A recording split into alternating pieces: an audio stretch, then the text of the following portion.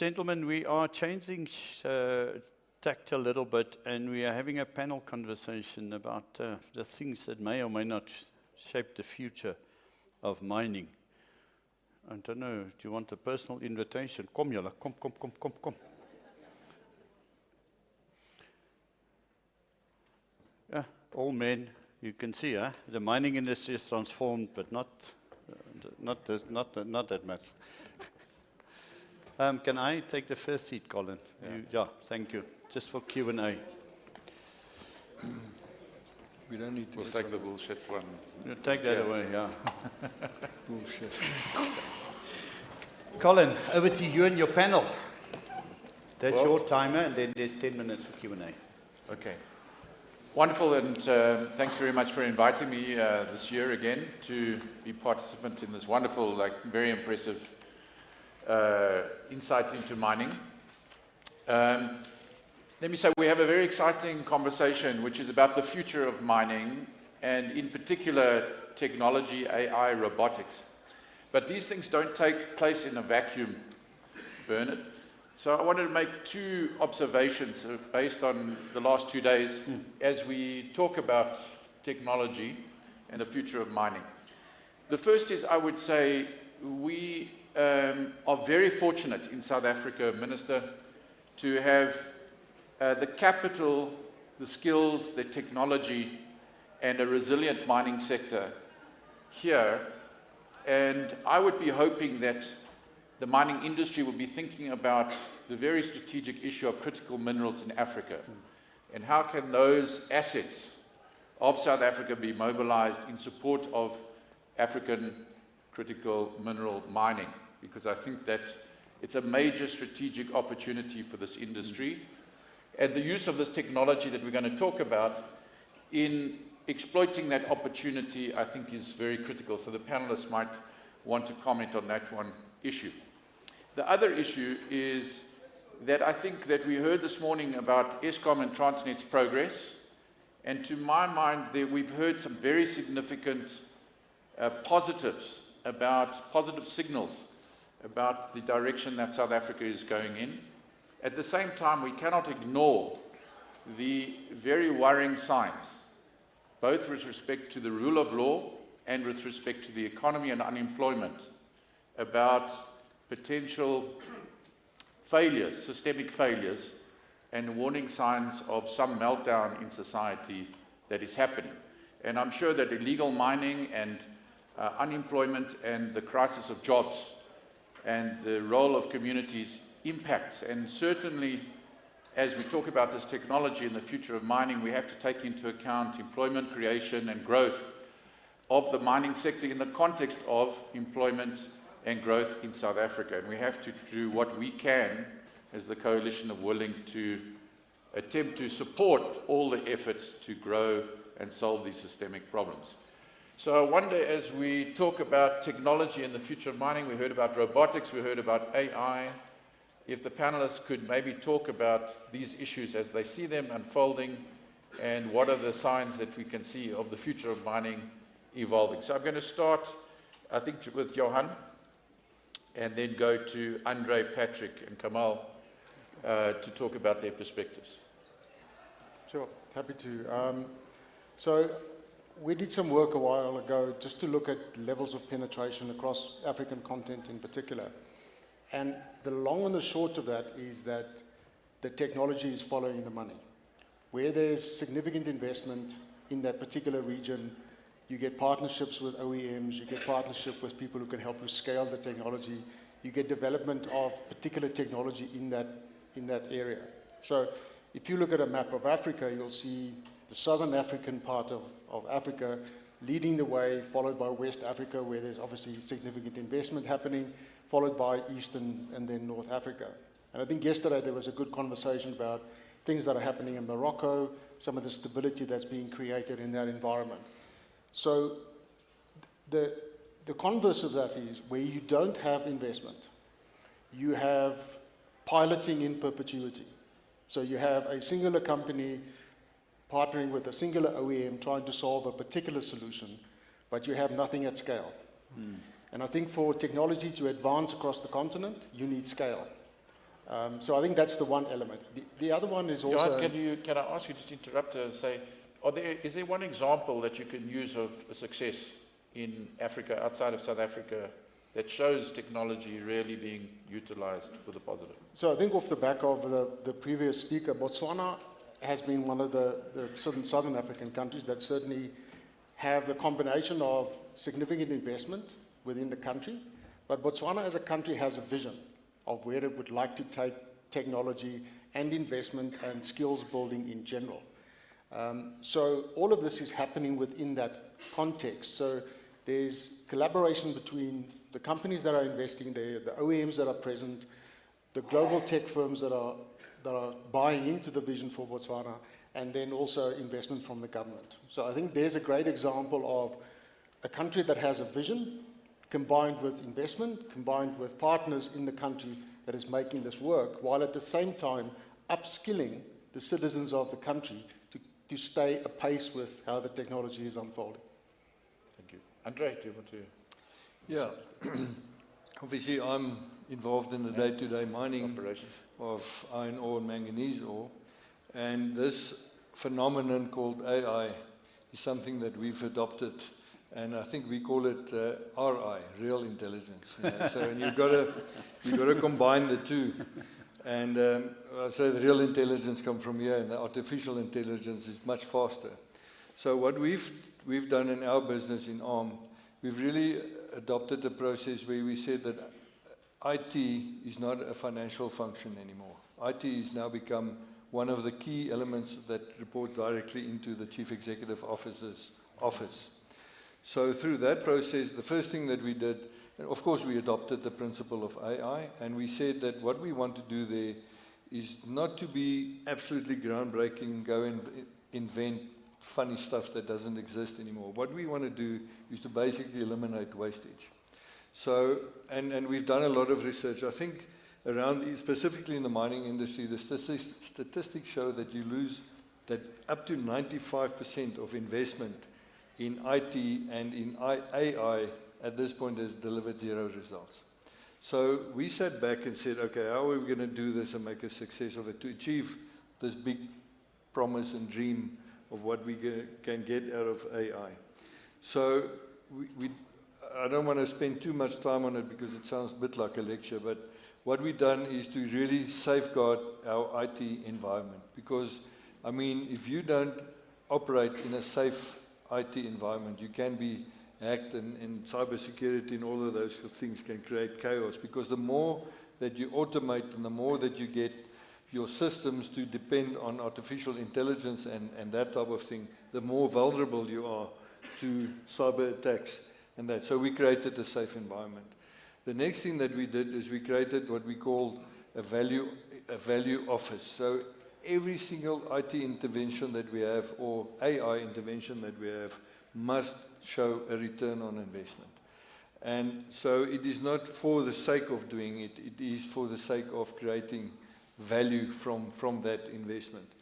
And then the next thing that we did, we realized we are miners after all. This is not our point of strength. This is not our point of knowledge.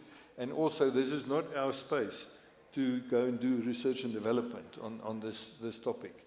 So what we've done is we've taken the best out in the world, all these enterprise applications that we have, even Microsoft itself. I mean, they're spending billions and billions of dollars in the research and development of that. Then we adopt it fully.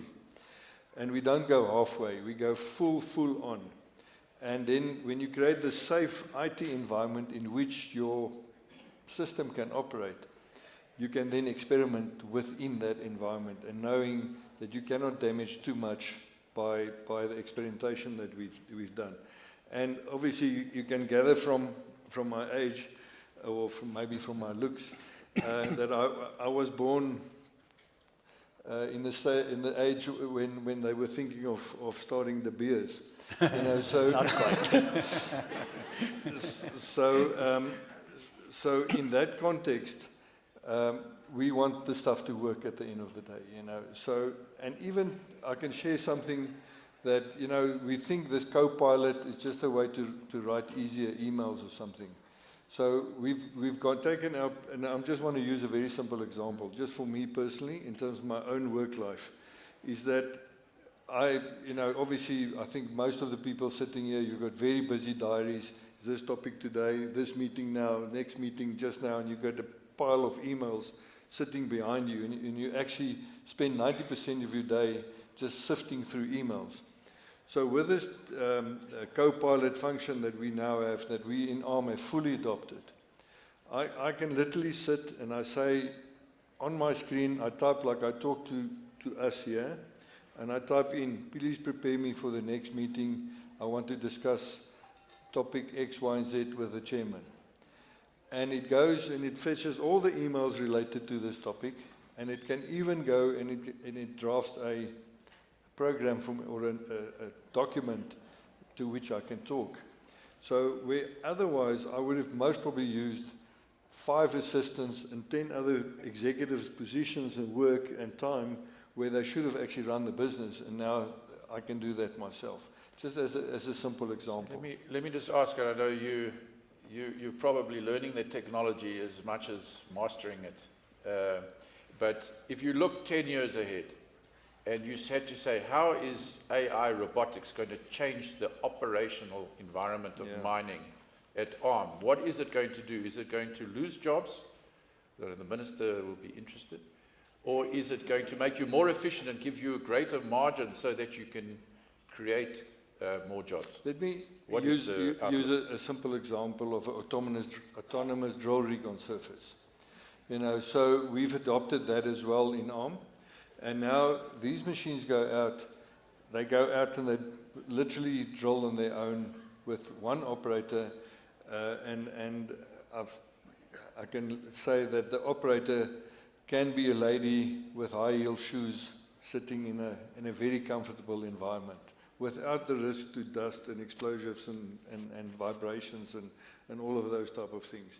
So I don't think you will create more employment, but you will certainly ensure that your mine will remain profitable, can actually go and mine through this optimization. You will be able to mine lower grade material. You will be able to extend the life of the mine, and you will ensure a decent working environment for us as human beings, and not have us sitting on a machine, vibrating yourself and noise damage yourself and causing hearing damages and damage to limb and health and so forth. So you will elevate the standard of living and the quality of work environment for the person. You will extend the life of the mine, and you will obviously enhance your productivity. And in an underground environment, you basically take the lid off the mine, that you can see in real time what is happening and where the wastage happens and where the delays are. And then you can engineer that out of the system. So my view is that this process will certainly enhance employment. It will lengthen the life of the mine, and of course improve the profitability of the business. Thanks. As I go to you, Patrick, it reminds me of this conversation of a comment my former employer, Goldman Sachs' CEO, made, which was that at some point Goldman Sachs, he said, would become a technology company. Effectively, they have 4,500 people sitting in India running models and so on. And I think AI is going to turn that. And he said effectively that all companies, Walmart needs to become a technology company. And so the question is, are you, Impala, going to become more like a technology company, or are you going to be a mining company, or both? Yeah, I think every company must evolve and embrace digital transformation. I think it's not a question of to modernize or not. I think if you don't do, you're going to be left behind. But I think it's horse for courses. So as Implats, we are mostly underground conventional mine, which if you look at the 3 types of mining, surface mining, digital transformation has actually happened, and I think they are very far advanced. Probably I'll put them at predictive stage. And then you've got underground mechanized mine. That's where we're now starting to have autonomous tele-remote dump trucks and LHD. But when you look at underground conventional, I believe that's where we've got the biggest challenge. First of all, safety. and obviously dwindling labor efficiencies and costs are skyrocketing. And as Andre has said earlier, our grades are also deteriorating. So, but that's where the challenge is, but at the same time, that's where the biggest opportunity exists. So I think as Implats, we started with safety. So mining, we've got a big, ocean of data, which we collect on every day through checklists and all sorts of things. So we have now applied optical character recognition to convert that into information that can be used. So the next step is now really to use that information to predict, to say where will the next fall of ground happens, where will the next flooding happens. And I believe that's where we need to go. I think the question that we also need to answer, which we all dilly-dallying away from, is this question about employment. And I think we're looking at it in a wrong way. You got to look at it from a micro point of view, the mine itself, and the macro environment, meaning that the regional area where the mine actually operates. So there's no doubt that once you modernize, you are going to lose jobs on the mine. But I think that's where collaboration must come in for us to be able to create jobs outside the mine. And I think that we'll have to rethink a lot of things, like your SLPs, how we go about SLPs. I think SLP, in my mind, must move from brick and mortar, and we must now look at projects that can actually create jobs. So as Implats, we see ourselves as a mining company, but we are going to modernize to become relevant, to make sure that we are becoming competitive and give value to our shareholders. Before I go over to Kamal, the question of exploration was a big question we touched on earlier. Yeah. As a non-miner, it would seem to me, drones, the use of AI, the use of advanced technologies should make exploration more efficient and less capital intensive. Is that the case? And what is Impala's view? And maybe Arm wants to also talk about this question of exploration, because we want to get greater exploration. Yeah, I think to apply drones in exploration is something that's already happening. Not only that, I mean, you're able to use other technology to be able to identify, ore bodies in remote areas. But I think we need to bear in mind that technology itself is quite expensive. So I think that yesterday's discussion that for you to be able to plow money into exploration, you need an environment that promotes that. I think the technology is well proven and can be used. But if I put money to discover and start a mine, will I get my return? I think that question for me is more of what prohibits exploration more than the technology. So I think it's well established, that technology. Do you want to comment on that? Yeah, obviously in ARM we don't specifically do exploration, but I can see a huge potential here. I mean, if you can just take the amount of data out there, and you can get the artificial intelligence to interrogate this for you for a specific ore body, and you can target your exploration, you can identify your exploration targets much quicker and much easier, and take a view on that, and use the artificial intelligence, and by analyzing all the data out there, it can significantly enhance your chances of success, and of course reduce your cost to do that. But I've seen examples of that being done, but obviously at this point in time we're not in that space. Kamal, you're very involved in the servicing of logistics, mining logistics. What is your perspective on how technology is going to modernize the mining sector? 100%. Thanks, Colin. Perhaps to answer that question, I think we also ought to just understand the development of technology, and perhaps not going too far back pre-COVID when we saw the onset of the fourth industrial revolution. We obviously saw the introduction of many technologies, and I know we speak about it in one bucket, but what we're dealing with here is a series of different technologies. The question of the poll earlier also differentiate between AI and automation and robotics, and they're not necessarily exclusive or separate from each other. The one enables, or the one is an enablement of the other as well. So I think firstly, we just need to understand the technology, the value it can bring, the space it has in the mining industry, because what I believe is happening globally, within the mining industry, locally within the mining industry, is we have a sense of, and I'm going to call it AI anxiety, technology anxiety. What should we be doing this? There's many companies that are first to leverage this technology. What can we do to show that efficiency? Is it a marketing aspect of our organization? Are we truly looking at value in these technologies? And when we look at the more recent years, and we're now looking at a concept of the fifth industrial revolution, and that's around the humanization of these technologies, right? Because one, we realize, yes, technology has an impact and has value in our organizations. We may not have figured all of it out. But what we do realize, and I think when we saw, again, pre-COVID, operational technology, information technology merge, we also saw concepts of cybersecurity come into play, right? We can't just rush and implement this technology. What about, the smarter systems you have, the smarter the threats are.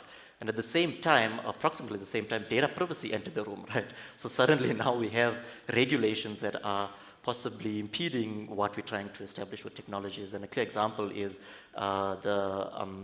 Trump and his administration, who's trying to say we want to deregulate this environment around AI. And the EU, who just released one of the first AI regulations. One is saying we need this governance, and the other is saying, you know what, this governance is actually causing us to move away from innovation at large.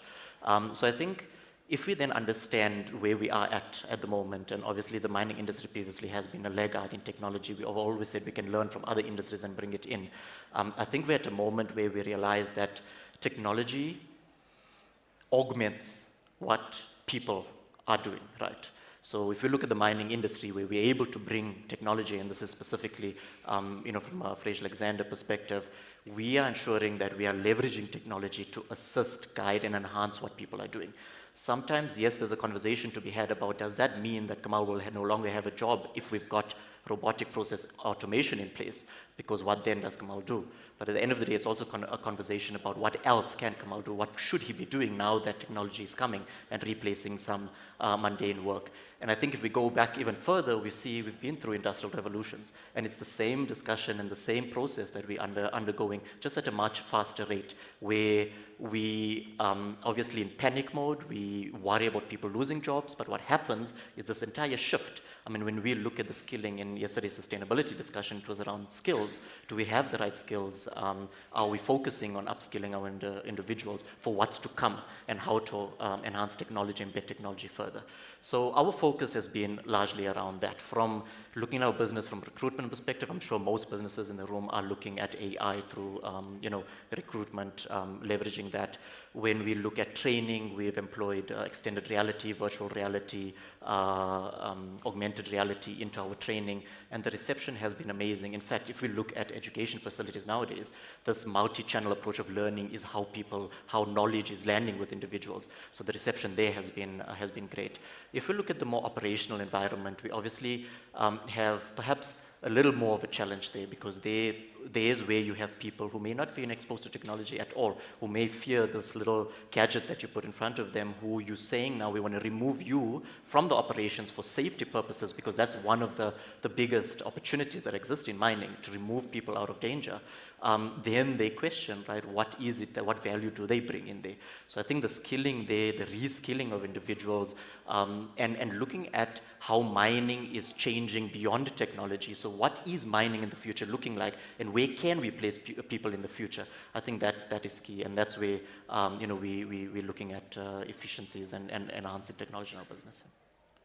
Johan, a friend of mine, Nouriel Rabini, also known as Dr. Doom, he predicted the global financial crisis, is of the view that in the United States, notwithstanding all the issues around the positives and the negatives of the Trump administration's views on policies for economic growth, that he thinks basically it'll be a wash within the margins.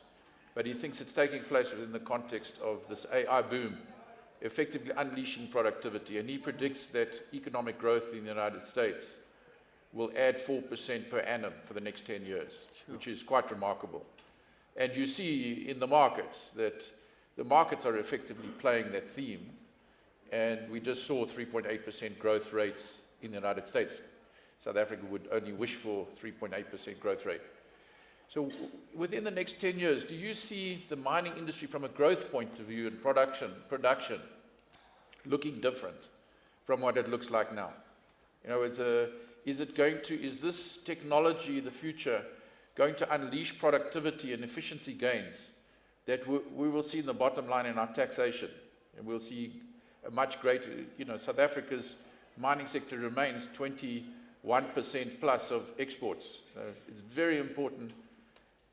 Will the growth of mining suddenly be unrecognizable from what it is now? What do you foresee? So looking into the crystal ball a little bit here. So I think it has the potential to. Let me start there, because I think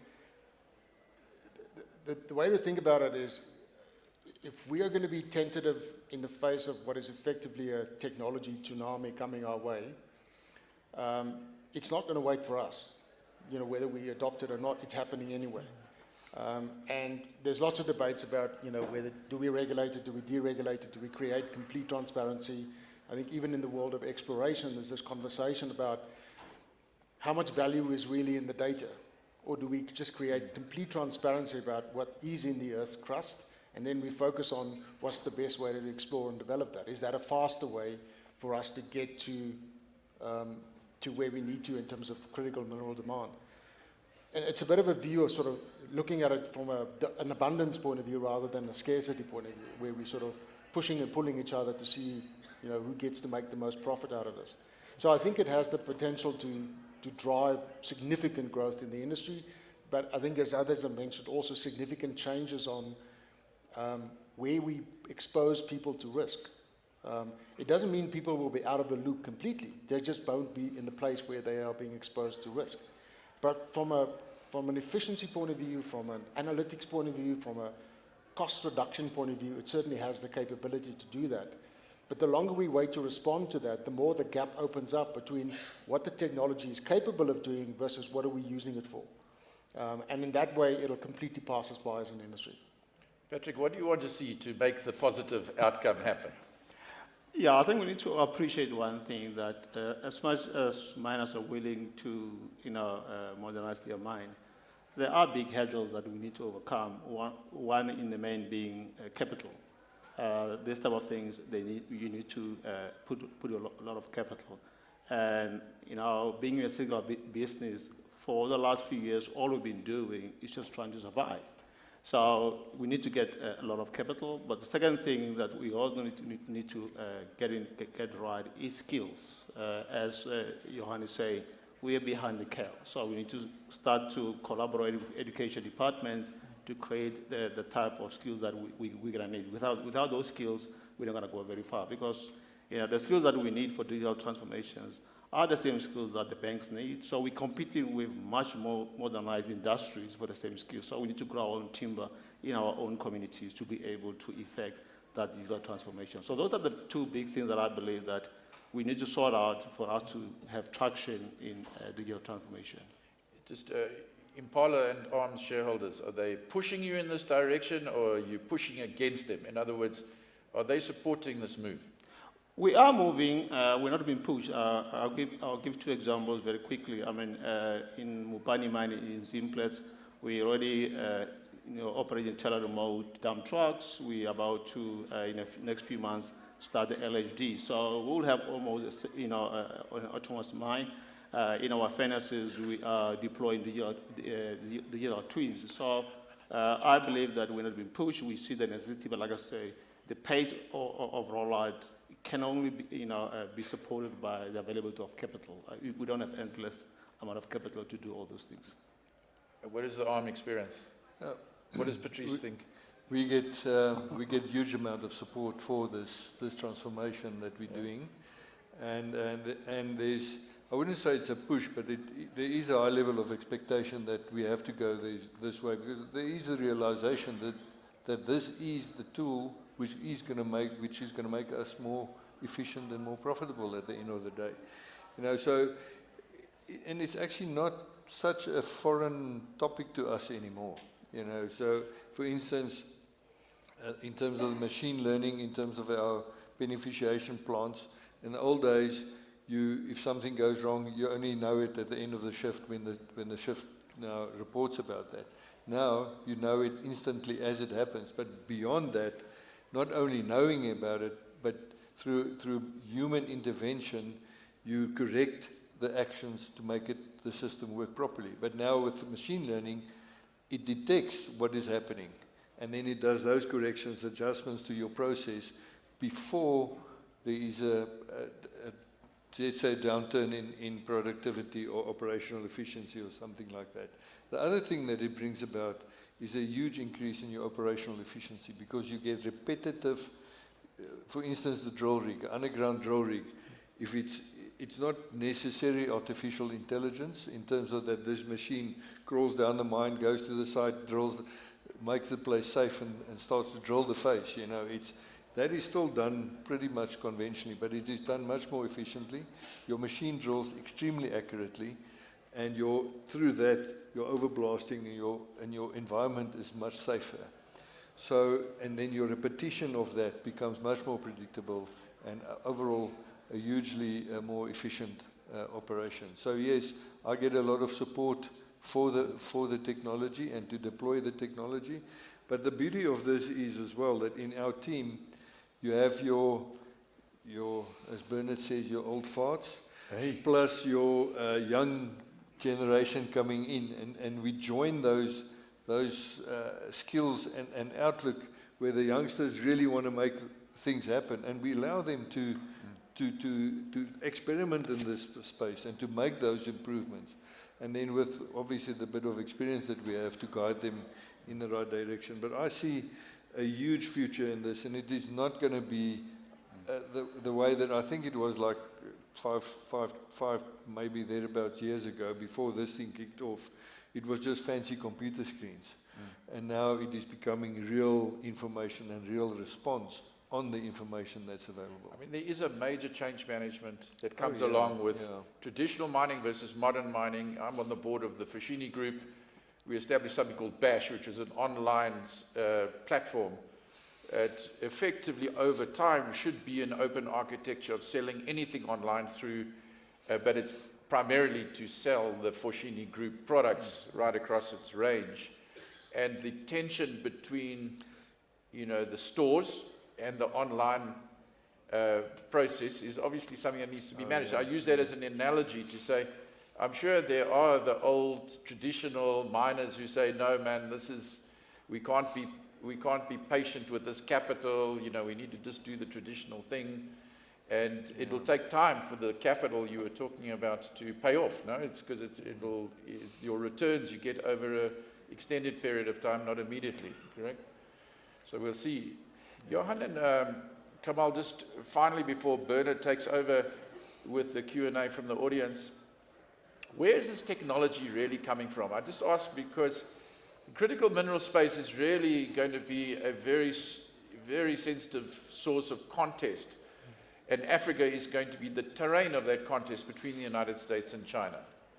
And the actual technology for driving AI and robotics into the mining industry, where is it really coming from? And where is the United States and China in sourcing this new technology, driving this new technology? Yeah, that's a great question. So it's obviously distributed, you know, depending on whether you're talking about an OT or IT environment. I think a lot of the IT environment is still heavily concentrated, sort of US-owned, whereas a lot of new technology into the OT environment is coming out of countries like China and others. We've seen the presence of a lot of what you would have considered historically either mobile phone manufacturers or network providers starting to step across into adjacent industries, using know-how from the industry they were in to expand into the industry. And you see the likes of Huawei and others pushing really hard into Africa, not only providing connectivity, but also adjacent solutions into that particular space. The partnerships globally in terms of, you know, who do you partner with if you want to scale globally, that is sort of, I suppose, still heavily concentrated, I think, in the US, but certainly starting to emerge in China, where, you know, if you have a global operations with, you know, multiple locations, and you want to have a platform that you can use consistently across, there's a few that you would currently go to help you do that sort of scaling, depending on obviously which technology you're looking at. But you're certainly seeing a lot of companies stepping across from the industries they were historically into that new space. Kamal, any last thoughts? Yeah, maybe just to add on that, I absolutely agree. I think there's also this large push, competition perhaps, to create cheaper technology. And I think accessibility of technology is a key driver on top of obviously skilling individuals, etc., to enabling industries with technology. What we're seeing, we operate in South Africa, LATAM, and beyond, is many of Africa's challenges are unique. I mean, infrastructure is one of those key matters we spoke about. ESCOM, I mean, what keeps technology on? I mean, one of the challenges we have is, can we develop offline capabilities to technology, just where in the past we couldn't rely on power. Those challenges don't exist everywhere else as well. So I think the key is to understand accessibility, regional accessibility of this technology, and how is this going to drive different aspects of enabling mining globally, and obviously in the context of Africa specifically. So understanding our particular challenges here, cost, access, infrastructure, those are big challenges that we're trying to face at the moment. Yeah. My gosh, to the second. We've got some skills, huh? As an ex-banker, you can run a propeller. We don't have 10 minutes. I've allowed us to run late, so we'll use the 5 minutes. But I want to put to each one of the panelists, and perhaps even you, the question of, let's go 5 years into the future. Now it's nice and free, and we can dream. Give me the one application that you think, from your perspective, will be quite a significant contributor to the mining industry. The one. Can I start here? Yeah, and then we come this way. Absolutely. I think automation. And I'm saying that just looking at, and it comes to a discussion point earlier, is how do we see the future of mining be shaped by technology? And I suppose the underlying question is, what is our challenges, right? And what is our challenges now into the future? And for me, a lot of that is, or for us, a lot of that is around removing people from harm's way, and also from a more corporate perspective is making people's mundane task lives easier. We spoke about Copilot, etc. So all of that is underpinned by automation. Yes, AI, artificial intelligence is there. That's going to depend on data quality, those aspects, and obviously each organization will have to journey that by themselves. But I think the underlying point and the foundation of that is automation. So I think automation will be the game changer, at least I hope. But I must say, without getting philosophical, anything that a machine can do, I don't think a human should be doing that, just at the most simple level. Yeah. It can be done by a computer, by a machine.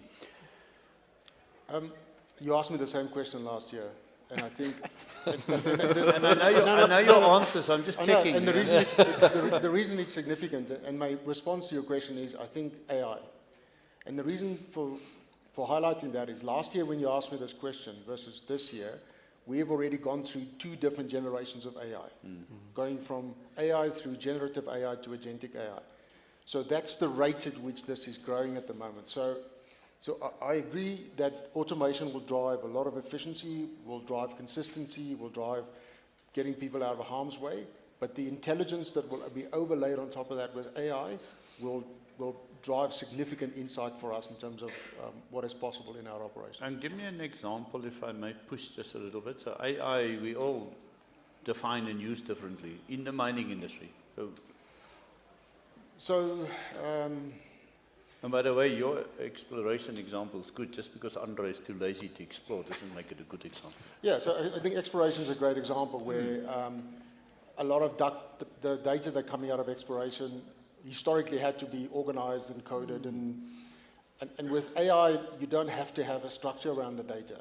Its ability to consolidate that for you and draw insights from that at a fraction of the speed it would have taken you historically is a great example of that. Another one I'd highlight is seismic monitoring. So if you have the intelligence over the top of seismic monitoring, you have the potential to create a system that has both early warning data but also an automated response to actually deal with the safety risk associated with that.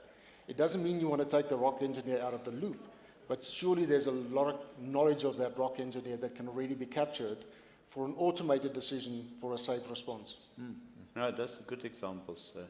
And I really just push so that we bring it to practical applications. Patrick? Yeah, but I think for me, digital twins is what probably will change the game for us. But it must be digital twin at a system level, where you are able to see how all the parts are fitting together. Because what digital twin it does for you, it allows you to run scenarios without actually interrupting the business itself. And I think when you look at mining is a business with high variability. And I'll give a good example, our processing divisions. And as we said earlier, we're having declining grades. We must now deal with different sources of ore. So the ability to be able to simulate in advance, to change your reagents in advance, I think it will tremendously help with our recoveries and even in our furnaces. But I think what we've done so far, we've always done digital twin at a component level or part of the business. And by so doing, we're not getting the full benefit. So 5 years down the line, if you have the whole mine on digital twin, I believe that's where the value lies. Beyond Copilot. Beyond Copilot, yeah. I think the first thing I want to say is that I hope it takes emails away. And in 5 years from now. And then we can live a better life. So, but to me, machine learning is the key element here, that through the process identification as it happens, the machine can make the adjustments to optimize. And that you don't have this Monday or this morning meetings to find out what happened the previous day and reactively react on that. So proactive and repetitive performance, which we can significantly improve our. But I still see in a mining environment that a mine is not going to run like a Tesla on its own, you know. So there is still going to be human intervention there, but the engagement and the interaction will be much more predictable and the same thing, all repetitive, yeah.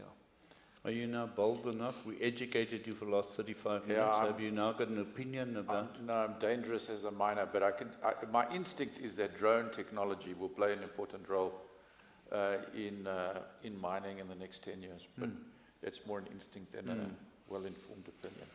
So I want to challenge the technology providers. I don't think the mines are ever going to be your ideal place to come with cutting-edge, bleeding-edge experimentation. We are putting people's lives at risk. Yeah. I think the mining industry is going to take the Andre and Patrick approaches. First, create a safe environment in which the experimentation and the application of new technology can be scaled. And I don't think that's a dinosaur approach. I think that's a responsible approach. So the technology will come to the mines. It may come slower, but when it gets implemented in the mine, it will work and it will contribute to safety and productivity. So I don't think we are called to be on the bleeding edge of new technologies, but ultimately it is where it's going to find application. Thank you very much. A good panel, a good conversation, and Copilot is the future.